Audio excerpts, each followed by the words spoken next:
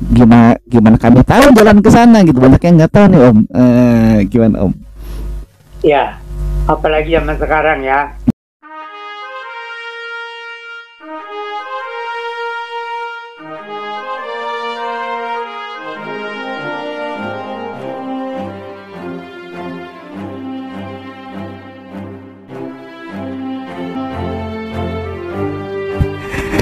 Oke, baik sobat Ala Petra Misteri, kita ketemu lagi, berjumpa lagi di channel yang selalu mengajak kita semua untuk cinta Tuhan, cinta keluarga, dan jaga kesehatan.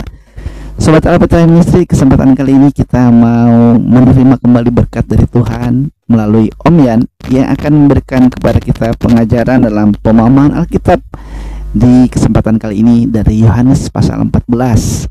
Nah, ini pasti menarik ya. Dan sahabat Apitra udah banyak yang tahu, tapi maknanya yang belum bagus nih Om. Makanya nanti Om yang akan menjelaskannya.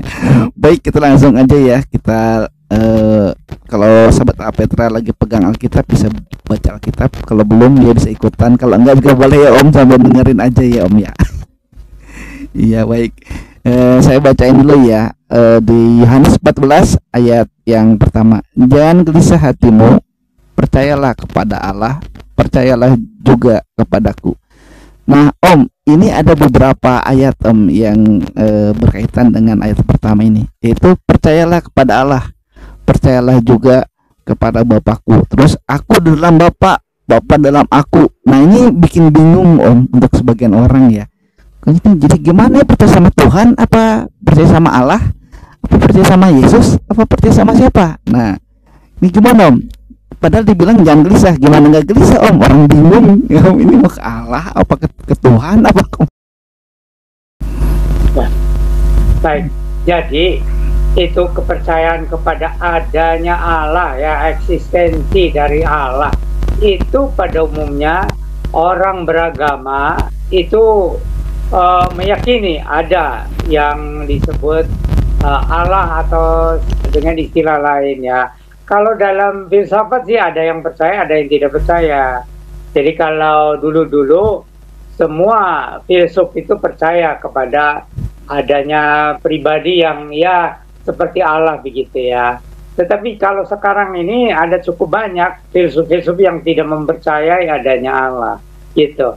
Jadi kita juga memang sih tidak terlalu berharap kepada filsuf-filsuf ya.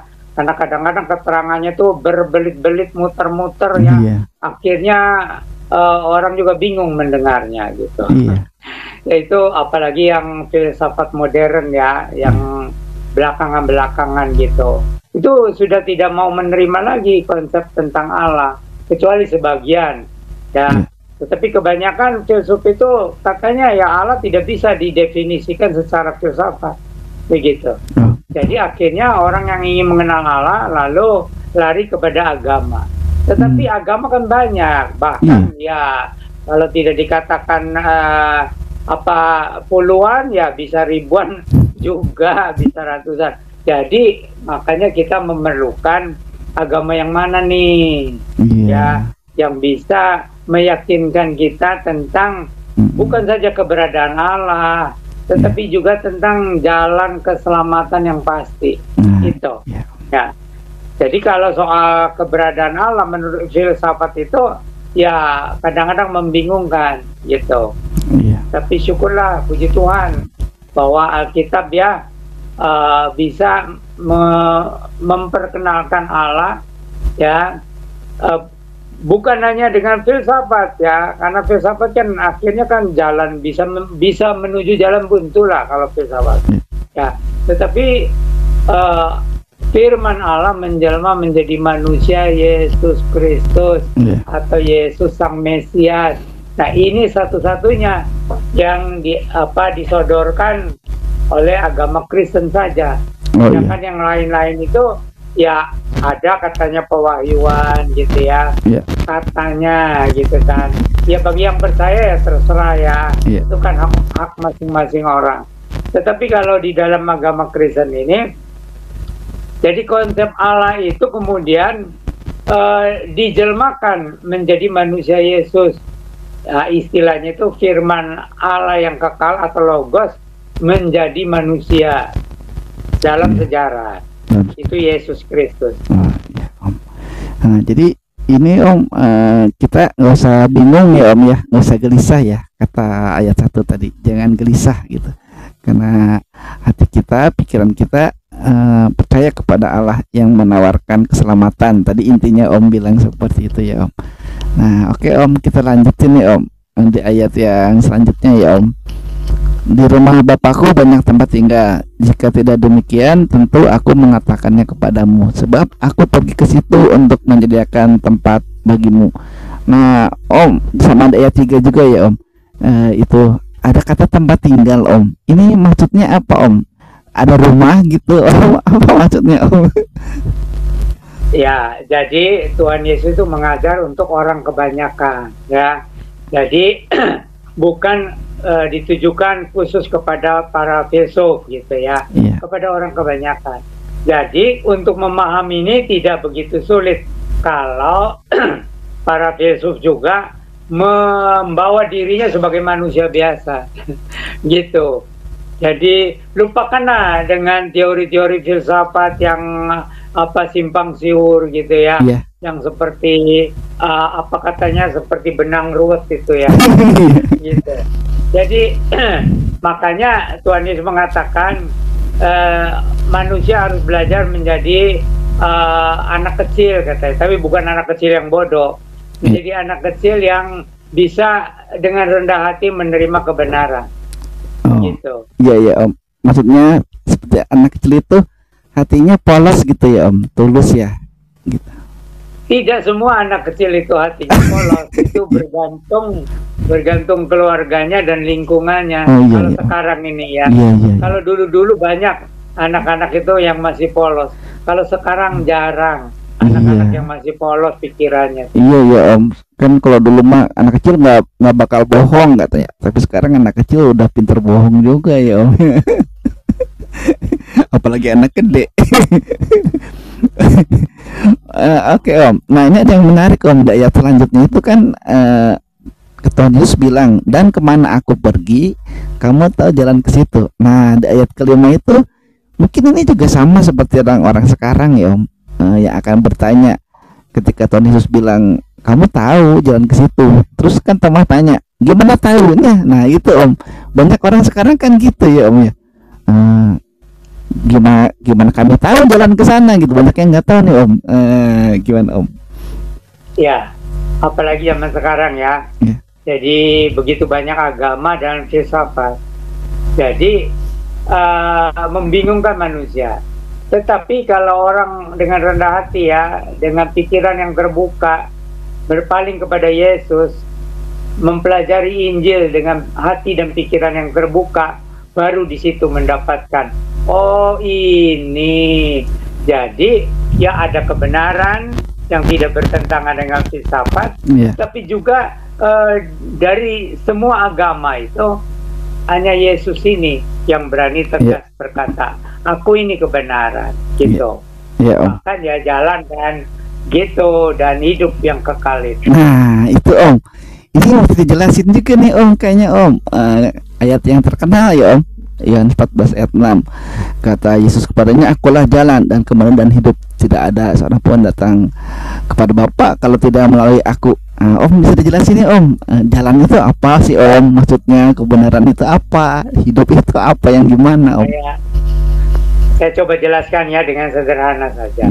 Jadi kalau Tuhan Yesus berkata aku ini jalan, itu ya kalau bagi orang Israel itu sudah jelas ya, artinya bahwa ya inilah yang diperlukan oleh manusia. Karena kalau hanya sekedar dari keagamaan, apalagi keagamaan pada waktu itu juga sudah bercampur filsafat, itu jadi orang-orang Yahudi pun terpengaruh bahwa mungkin ada ribuan jalan kepada Allah ya, kalau tidak dikatakan beberapa jalan atau puluhan jalan. Nah, jadi itu memang membingungkan, jalan kepada Allah bagaimana gitu kan.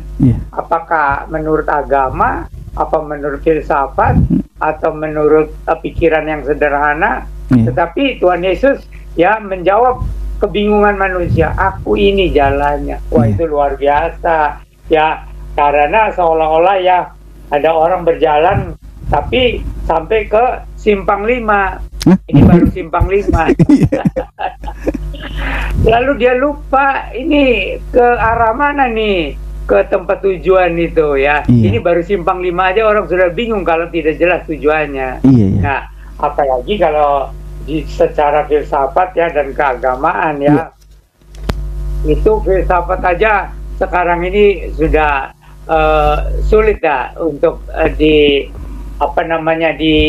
dipelajari secara rinci itu untuk membedakan gitu ya.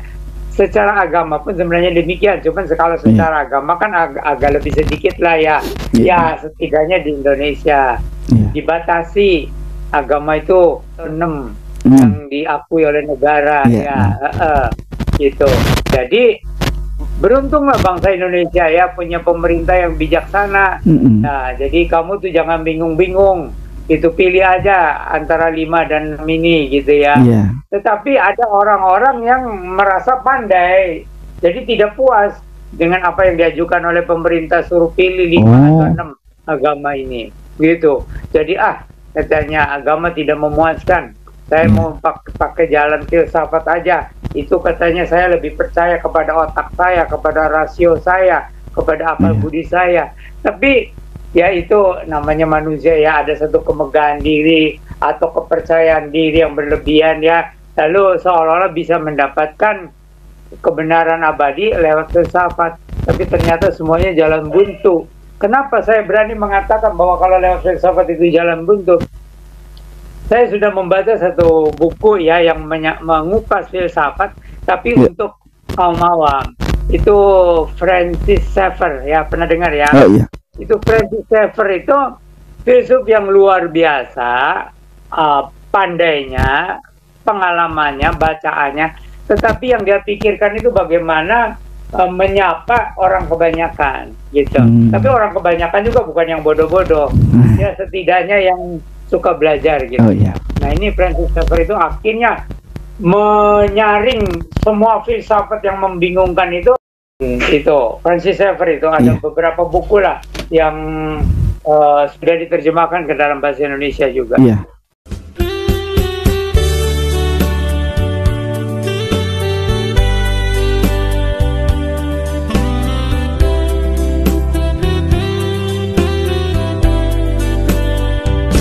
Ini Om, selanjutnya Om, di ayat yang ini ada lagi Om, di ayat yang ke-7 ya Om, sekiranya kamu mengenal aku gitu.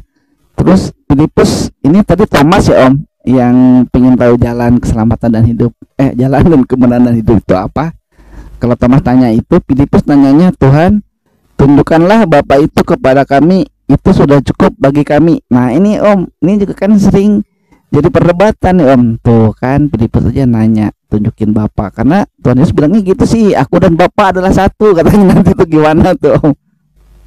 Ya, jadi murid-murid Yesus itu ya sudah mengikuti Yesus kira-kira ya 3 tahun lah kira-kira ya. Itu di dalam hati mereka itu sudah ada keyakinan ini bukan sekedar seorang nabi gitu ya.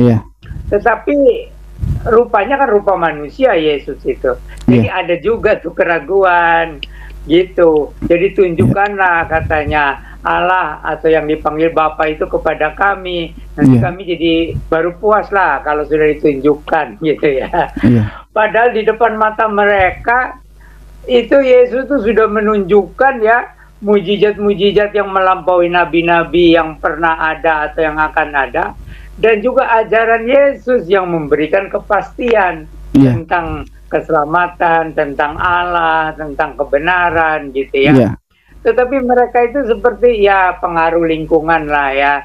Jadi masih mereka mengharapkan kalau bisa Tuhan Allah itu ditunjukkan gitu. Padahal mereka tuh 3 tahun kira-kira bersama dengan Tuhan Yesus itu ya, melihat mujizat-mujizat yang melampaui para nabi, ajaran Yesus juga yang juga melebihi lah ajaran nabi-nabi atau keagamaan sampai pada zaman itu ya, karena Israel itu kan itu seperti lalu lintas agama dan filsafat, Iya. gitu di Palestina itu. Iya. Nah, jadi murid-murid Yesus juga meskipun latar belakangnya ya ada orang mungkin hanya sekedar SD katanya atau SMP ya, Iya. tetapi mereka juga bukan orang-orang bodoh meskipun kelihatannya orang-orang sederhana ya. Tetapi mereka itu pemikir-pemikir juga gitu, apalagi sudah ikut Yesus beberapa tahun gitu. Iya. Ya, jadi begitu. Tetapi itu tetap mereka tuh mengharapkan yang namanya Tuhan Allah itu seperti apa gitu kan. Padahal mereka ikut Yesus tuh sudah beberapa tahun tuh, ya kira-kira 3 tahun gitu ya.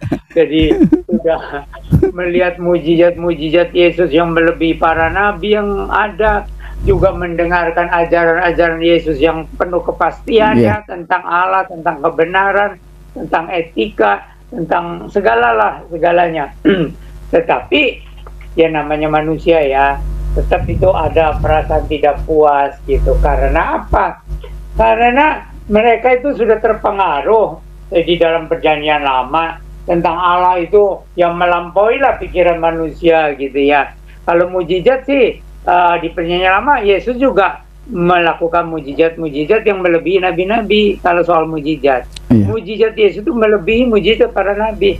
Hanya murid-murid itu mengharapkannya wujud Allah itu seperti apa gitu. Oh gitu ya. Gila itu pikiran. Jadi itulah, jadi itu bangsa Israel itu terkenal ya sampai sekarang itu bangsa yang paling pinter ya, bangsa pemikir gitu. Nah, itu murid-murid Yesus, iya. Murid-murid Yesus itu meskipun ya dipanggilnya dari antara masyarakat sederhana ya, tapi kan ikut Yesus sudah beberapa tahun. Iya.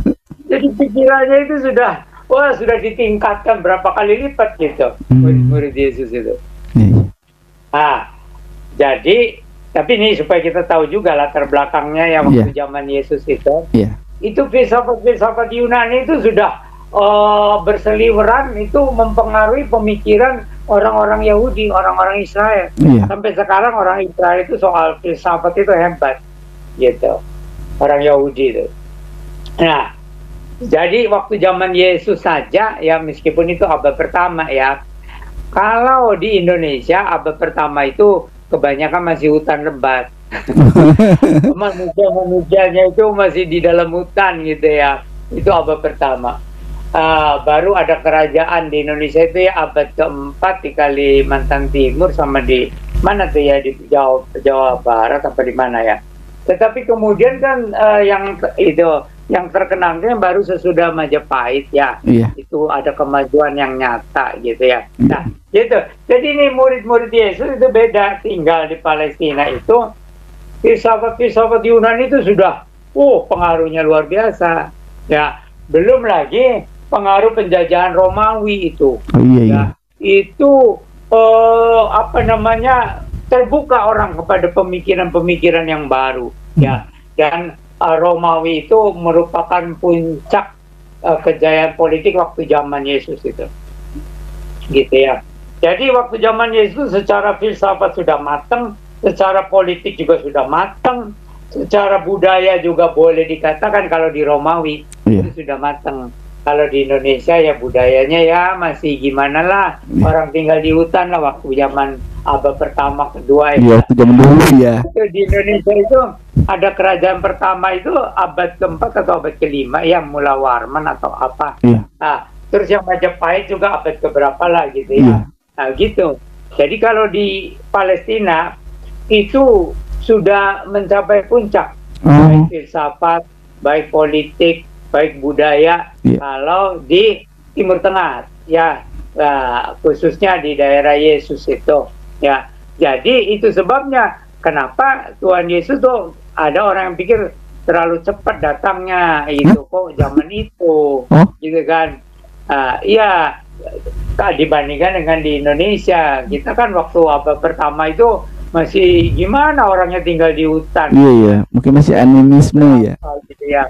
Gitu. Tapi di Palestina itu sudah jauh lebih maju karena bangsa Israel itu dibebaskan dari perbudakan Mesir itu kira-kira abad 14-13 sebelum Masehi. Gitu. Jadi bagi orang yang sudah belajar sejarah kuno ya, Iya. itu bahkan 4000 sebelum Masehi itu katanya sudah ada kerajaan-kerajaan. Cuman yang tidak seperti kerajaan sekarang ya, tapi sudah ada kerajaan. Ya, Mesir itu kebudayaan kunonya luar biasa. Belum lagi yang Assyria, ada kerajaan Assyria kuno. Ya, ada kerajaan Babel kuno, gitu ya. Ada kerajaan mana lagi gitu ya, yang Romawi kuno itu ya sudah. Nah, kalau di Indonesia itu masih hutan lebat. Iya, belum menyeberang ke sini ya Om ya. Iya, jadi kan kita agak terlambat lah ya. Nah, meskipun kalau di tetangga kita itu ya sama juga lah, kecuali Thailand mungkin agak lebih cepat maju ya, dulu ada kerajaan-kerajaan. Ya, Cina itu juga sudah maju. Oh iya, Cina ya. Oh iya, lebih dari 1000 tahun sebelum Masehi sudah ada. Iya. Lebih duluan. Kalau di Indonesia ini belakangan ya. Iya Om. Gitu kira-kira. Iya Om. Memang harus dilihat dari sejarahnya juga ya Om, karena kekristenan itu pasti berkaitan dengan sejarah dan terbukti dengan sejarah ya Om. Agama Kristen itu bisa dibuktikan melalui sejarah gitu. Ya, itu salah satu kelebihan dari agama Kristen itu ya, tidak bisa dilepaskan dari sejarah. Nah, jadi bukan dongeng. Apa bedanya sejarah dan dongeng? Kalau sejarah itu ada bukti-bukti dan saksi-saksi sejarah, ada bukti-bukti sejarah dan saksi-saksi sejarah. Tapi kalau dongeng itu antah berantah. Iyalah, namanya juga dongeng. Katanya. Jadi tidak ada catatannya, itu hanya dongeng dari mulut ke mulut, dari nenek moyang terus diteruskan begitu. Iya, kata firman Tuhan, jangan percaya sama dongeng nenek-nenek, katanya, kata Paulus ke Timotius ya. Itu kan dongeng, hanya dongeng aja gitu. Wah, ini menarik Om, ternyata sejauh itu gitu ya Om. Baik Om, nanti ini kita akan lebih jauh lagi nih Om, karena ini juga menarik juga nih Om, di ayat ke-13 ya Om sama 14. Nah, itu kan dituliskan Om, dan apa juga yang kamu minta dalam namaku, aku akan melakukannya, supaya Bapa dipermuliakan di dalam Anak. Jika kamu meminta sesuatu kepadaku dalam namaku, aku akan melakukannya. Nah, yang menjadi pertanyaan Om, ini kalau kita minta ya Om dalam nama Tuhan Yesus gitu, jadi Tuhan Yesus akan mengabulkannya. Tapi kok banyak yang nggak dikabulkan Om doa-doanya gitu.